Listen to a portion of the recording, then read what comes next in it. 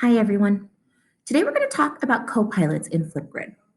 Oftentimes, you might have another teacher or paraprofessional that you would want to have access to your Flipgrid.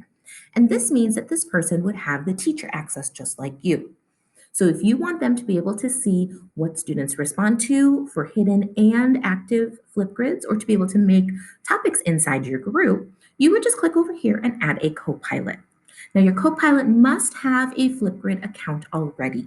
If they don't, direct them to make a free educator account. So when I invite a co-pilot, I'm going to type in their email that they used inside Flipgrid and then click invite. You will see is a pending invitation to my person, Mrs. Sparks. And then you can remove them as a co-pilot if you decide that that wasn't what I wanted to do. If the teacher is not a co-pilot inside your account,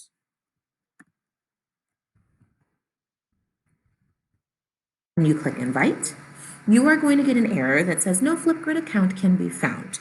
So they have to be a co-pilot, or they have to be an account first before they can be a co-pilot. If you've got any questions, reach out to one of your tech coaches.